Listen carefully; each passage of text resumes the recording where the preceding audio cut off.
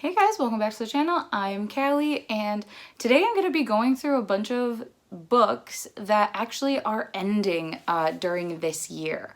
So as you guys probably know, I read a ton of series and I try my best to keep up with them, but because there is just so many, I can't always, but I do make note of when sequels and final books are coming out and try and prioritize it that way.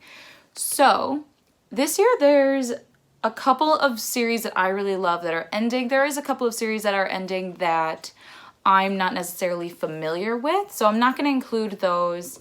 I'm only going to include the books that I've read, and these are series that are 3 or longer, so I'm not including any duologies that are ending, and there are a fair amount of those too, so I'll probably do a separate video for duologies. I also am going to go in publication order for when the finales are releasing. The first series, which the last book actually already came out a couple months ago, and that is A Curse So Dark and Lonely by Bridget Kemmer. This is book 1, and then we have A Heart So Fierce and Broken, and the third book is A Vow So Bold and Deadly. So this is a Beauty and the Beast retelling with a really cool twist. The main character actually lives in our real world, and in book 1, she is plucked from the real world into this fantasy world to try and break this like 20-year-old curse. And our story just kind of goes on from there. What I like about this series, I've read the first 2 books. The second book actually follows a side character from book 1. While the stories are still intertwined, I haven't read book 3 yet. I do own it, but I haven't read it yet. But yeah, all the storylines intertwine, but you get to see a different perspective. And I love books that give you that type of different perspective because it broadens the actual fantasy world itself, which I really enjoy. The finale for this book comes out July 13th, and that is the finale to Crown of Feathers by Nikki Pao Preto. The second book is Heart of Flames, and the third book is Wings of Shadow. This is a story about sister Phoenix Riders, which is really cool. I've only read book 1, but we're following these 2 sisters who are basically on the hunt for a phoenix egg after their country is attacked and taken over, and the new monarchy, I guess, has gone purposefully to destroy all of the phoenix eggs of this country so that they cannot rise back to power. And they find one, and they also end up finding this community where they've been saving phoenix eggs and reestablishing the Phoenix Riders. So we're following a couple different points of view with this, and it's just wildly fun. The Phoenix Riders, I think, is a unique twist where typically it's dragon riders and stuff like that. So the fact that people can ride and tame these phoenixes and build these relationships with them is really intriguing. And the plot twist was phenomenal. I can't wait to get to book 2. Up next is another July release, and that is the finale to Serpent and Dove by Shelby Mahiran. So we start off with Serpent and Dove, then we have Blood and Honey, and the third book is Gods and Monsters. This one, similar to Crown of Feathers, I've only read book 1, but I loved book 1. And this follows a fake marriage trope where we have a witch and a witch hunter who are forced to get married and deal with it. So we follow Lou and Reed throughout this story. Reed is trying his best to be the best witch hunter he can be, and Lou is on the run from her coven and is trying very, very hard to hide the fact that she's a witch from her new husband. The banter and the characterizations within this book is so much fun, and I loved the magic, and just the characters were the best part of this story overall. 110%. The plot was good, but the characters are what I was here for. I'm really excited to get to book 3. I haven't read book 2. I think I'm going to wait until book 3 drops and just re-binge the entire series, because that's what I like to do, apparently. Up next is another July release, and that is the finale to Sky Without Stars by Jessica Brody and Joanne Rendell. So this is the first book. The second book is Between Burning Worlds, and book 3 is Suns Will Rise. Now, this is a Les Mis retelling in space, which I am a huge fan of Les Mis. I love it, and this book was so well done. It took the basic premise, not even basic premise, the skeletal structure of Les Mis and put it in the future, which was so cool and so much fun to follow. I loved the different point of views that we're following, very similar to Les Mis.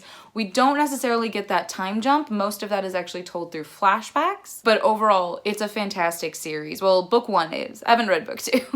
Again, this might be another instance where I wait to read book 2 once book 3 drops because I can just re-binge the entire series, because I love Les Mis retellings.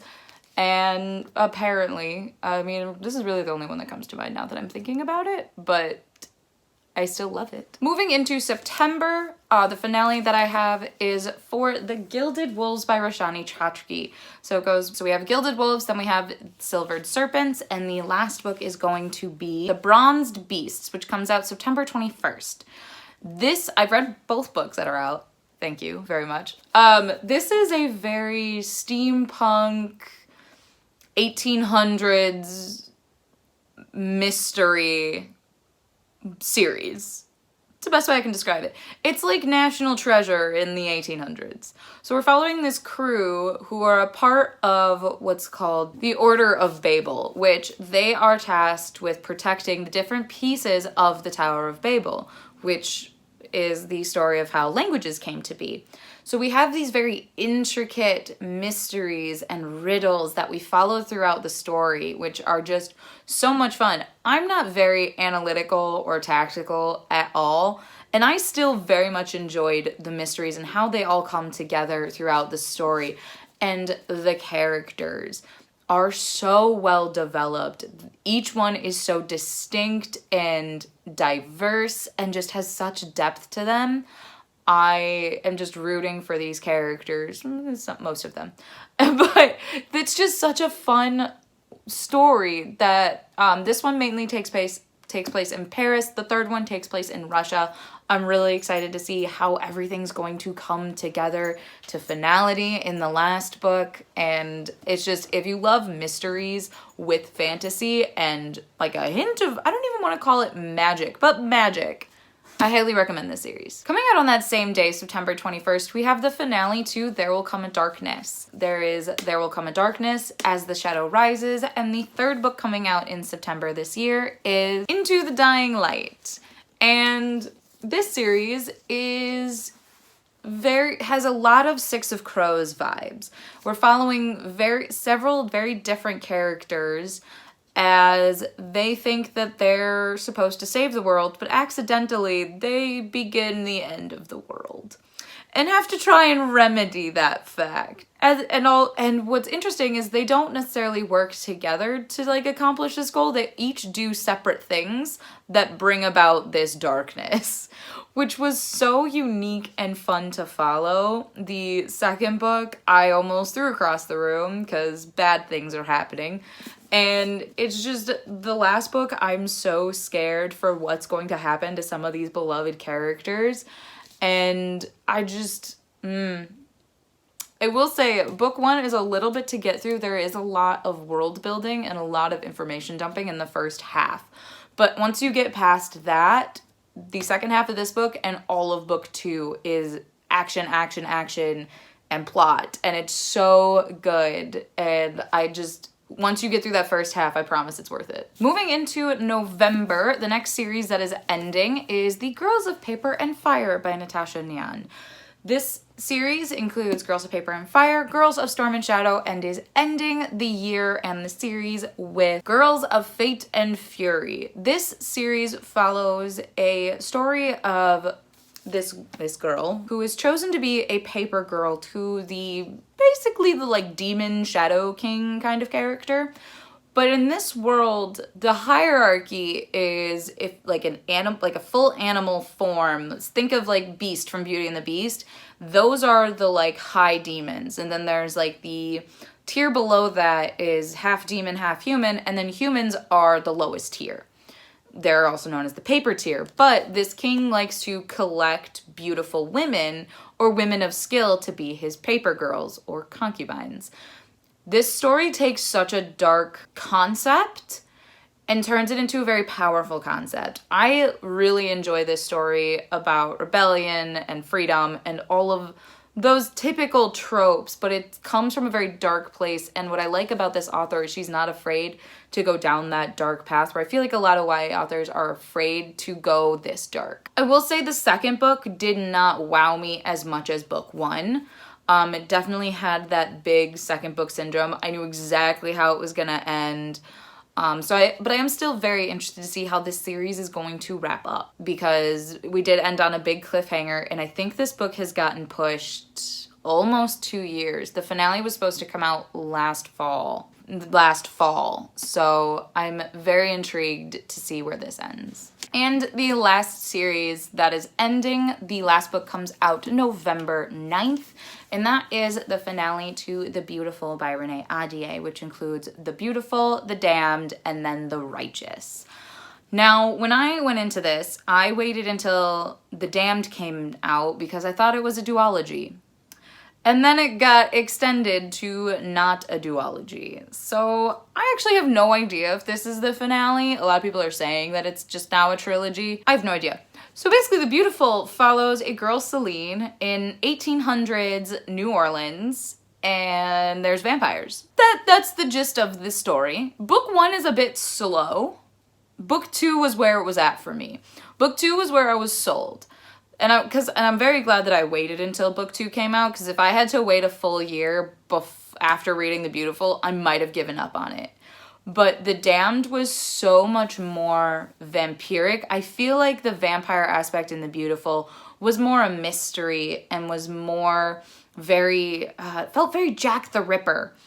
And we didn't really get the vampires until the end of the book, whereas book two was all about the vampires. So I'm so interested to see where The Righteous is going to go. The cover is just as beautiful as the other two, and I'm just super pumped to get more vampires. I've been in a big vampire, I don't want to call it a vampire kick. I've read like one series of vampires, but it seems like they're coming back. Vampires seem to be coming back, and not the sparkly ones, which is fantastic. So I'm really excited to see the wrap up of this story. So those are all the series that I have and have read that are ending in 2021, at least thus far.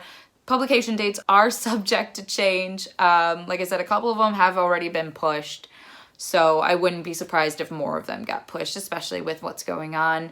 So, but as of right now, these are the series that are ending this year, and that I'm really excited for, and I hope that I can actually get to them. So that's going to be it for today's video. Please like, comment, and subscribe to our channel. We post videos every Tuesday, Thursday, and Sunday, and I will see you guys in our next video. Bye!